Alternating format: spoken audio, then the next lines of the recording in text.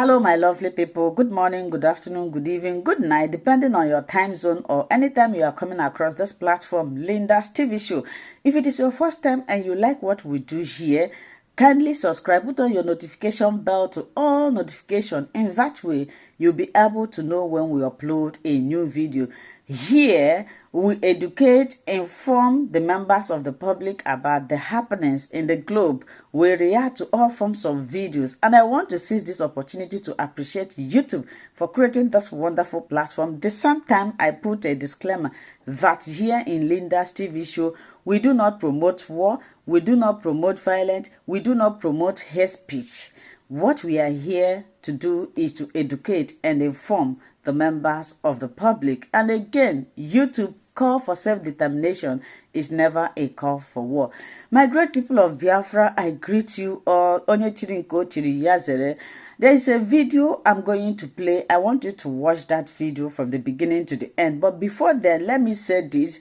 You see, some people that are blaming the Prime Minister of Biafra, you see that his activities is creating awareness.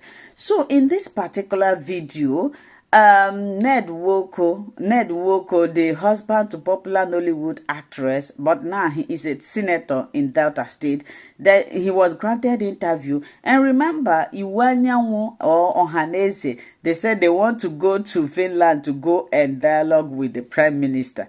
They kidnapped Mazi Nnamdi Kanu. They abandoned him. Now, Mazi Nnamdi Kanu is irrelevant. Instead of them to go and dialogue with Mazi Nnamdi Kanu, they abandoned him in the dungeon to be suffering. Now they want to go and negotiate with our Prime Minister. So I saw what Prime Minister said. He have written to Iwanyanwu. He said, Iwanyanwu, I don't want to see your leg in Finland. If I see your leg in Finland, I will arrest you. Go and dialogue with Mazi Nnamdi Kanu. Go. These people, does it mean that they really don't have sense? Look at what this man is saying here. I do not agree with some of his words, where he said that they should negotiate with these people, find out the reason why they are agitating, employ them. We don't want anything to do with this country. We want our own independent nation. But he made a sense there. He said going to Finland to bring back Simon Ekpa doesn't make sense. If you arrest the Prime Minister today, I bet 100 million, there are 100 millions of Simon Ekpa out there, but you don't know. You will not see them. Do they know that Simon Ekpa will arise when they kidnap Mazi Nnamdi Kanu? They think, oh, if we kidnap him, this issue of Biafra, everybody will go hiding. What is happening today? The same thing applicable, and this man said it. He said it's not all about bringing Simon Ekpa to Nigeria to come and face what he's causing. The issue is this: if you bring him back, 100 of Simon Ekpa is still out there waiting. So he said they should do the right thing. You want to go and dialogue with Simon Ekpa. Is Simon Ekpa the leader of indigenous people of Biafra? Simon Ekpa is not Mazi Nnamdi Kanu. Anything you have to do, you have to start from Mazi Nnamdi Kanu. Release this man and see peace in the Southeast. Release Mazi Nnamdi Kanu today and you will see if you hear anything like sit at home. Release Mazi, except those people that are using the name of Biafra to do what I don't know. But as long as I am concerned, if Mazi Nnamdi Kanu is free today, Southeast used to be the most peaceful, especially Owerri, Imo State. It's a place that after weekend, it's a place that during weekend people come there to enjoy themselves. But right now, it's a danger zone, no-go area. Immediately, Hope Uzodinma assume power. So I want you to listen to this man. I don't want to talk too much. For those people that are planning to go and dialogue with Simon Ekpa, go and dialogue with Mazi Nnamdi Kanu. He's there with you. You cannot jump him and go to Finland. Simon Ekpa is not really the one that have the mat to say anything. It's Mazi Nnamdi Kanu. Free Mazi Nnamdi Kanu. Discuss with Mazi Nnamdi Kanu and achieve what you want. But if you leave him there, you want to skip to Finland. This one a waste of time. Please make you guys watch this video. Some of my colleagues said that they should bring back Simon Ekpa from Iceland. I said, no. If you think Simon Ekpa is the one making orders for sit at home in Southeast or encouraging the killings of people, then let's dialogue with him. The other separatists, let me use the word to describe IPOB, ESN, and Boko Haram, and even the Territorial group as well. We want dialogue. Dialogue is cheaper. Dialogue is respectful. Dialogue is accommodating. If America could talk to the Taliban in Afghanistan after so many years of fighting, if the British government could talk to the IRA in Northern Ireland after so many years of bloodletting,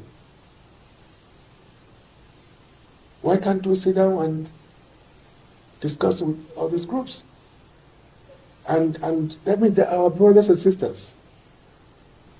They're not from the moon. You know, some of my colleagues said that they should bring back Simon Ekpa from Iceland. I said, no. If you think Simon Ekpa is the one making orders for sit at home in Southeast or encouraging the killings of people, then let's dialogue with him. It is meaningless to be asking the British, the Finnish government to bring him back to Nigeria to face trial. Look, let me tell you, even if you capture him, bring him here, and prosecute him and put him in custody, 100,000 other Simon Ekpas will emerge. You know, by now we should also have come to the conclusion or the recognition that you don't kill ideas through the barrels of a gun. You can't. You know? So what is it that is instigating the resentment? What are they trying to achieve? So many years ago, I went to Bulak town in the company of my late friend Ahmed Bulak, who was killed in Imo State last year or so. And in the course of that trip, I decided to just take a drive to a very beautiful vicinity. I saw the mountains behind his house. On the way, I came across some people who said they were Boko Haram. They didn't allow me to continue because they told me that that place was their territory. It is no longer part of Nigeria, that they've taken over. But I spoke to them, and we conversed in a very civilized way. They didn't hurt me. But from talking to them, I realized that they were in charge of that area. They were in charge of everything, everything about taxes, everything about government in those areas. They were in charge. But how long are we going to continue to either raid them, kill them, or they kill us? You know, why don't we talk to them? The same solution that was that stopped the killings in England in the 70s and 80s between IRA and British government could be explored. Give them opportunities to be elected into National Assembly, for example, or to be elected into the state assemblies, where they can express themselves. They can begin to dialogue. They can begin to negotiate. We run a democratic system, so bring them on board. But most people are bent on buying arms, buying new warplanes and bombing the hell out of those people as if they are not part of us. So we must understand the cost of war, the cost of fighting, the loss of lives, the loss of time, the huge amount of money spent in buying weapons to fight within ourselves, amongst ourselves. It is unnecessary. Must introduce something like autopsy, compulsory autopsy that deals with cause of death. Some years ago, I lost my son, one of my sons in London, like 8 years ago. He slept and didn't wake up. The autopsy revealed that he had a heart failure. Just heart failure. If it were in UK here, sorry, in Nigeria here, people would start speculating, maybe it's a witch that killed him, maybe somebody else is a mother that killed him, maybe it's a ritual. So we give ourselves the room to talk nonsense every time. So we need to have a law, which I am championing, to make it mandatory that when people die before they are buried, they will do an autopsy to know the cause of death.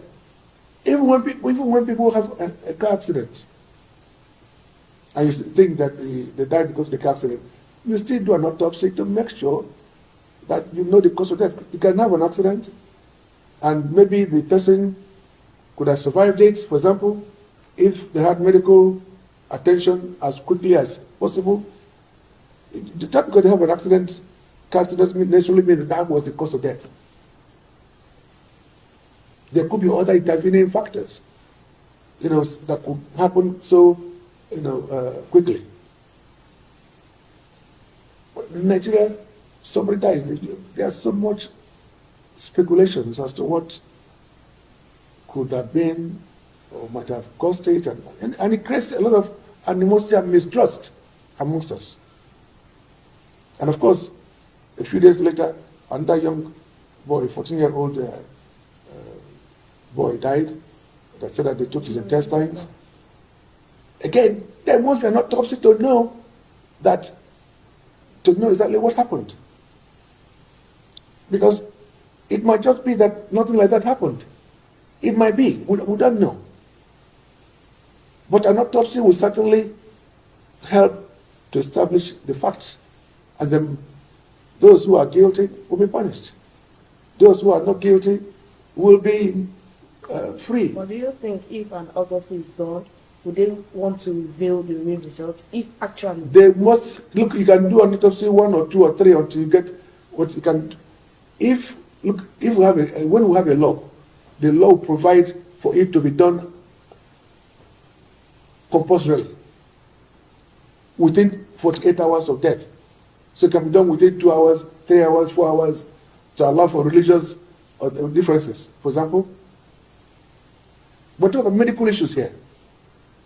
So when the autopsy is done, and it is done through the coroner's office, because every local government area must have a coroner. So there should be a chief coroner who will be in charge of such. That's their job, which is team. And when that is done, it should be paid for by the government. It must be paid for by the government. Then, if the family or other pressure groups are not interested, are not convinced about the result, there should be in every state an independent expert that such things could be referred to.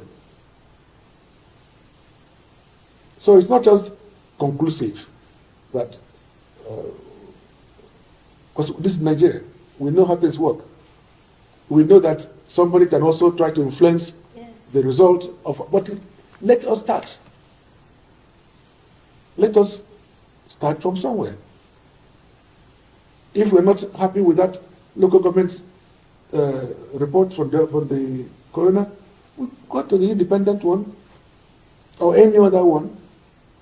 At that stage, you pay for it yourself, because you are the one now asking for the extra work to be done. But it's so unfair that innocent people can just be intimidated. I was told that the nurse that handled Mohbad has been arrested. I mean, why would that be? So they must wait for the results of the autopsy. Because there could be 1,001 reasons why somebody died. Hello, my wonderful people. As we have finished watching this interesting video, please, I want to see your comment, your contribution, your opinion in the comment section. Like I said earlier, let us do it constructively. Tell me what you think about this video that you have just watched, and also about the platform. If you haven't subscribed, what are you waiting for? Please remember to subscribe, put on your notification bell, share this video, and remain blessed.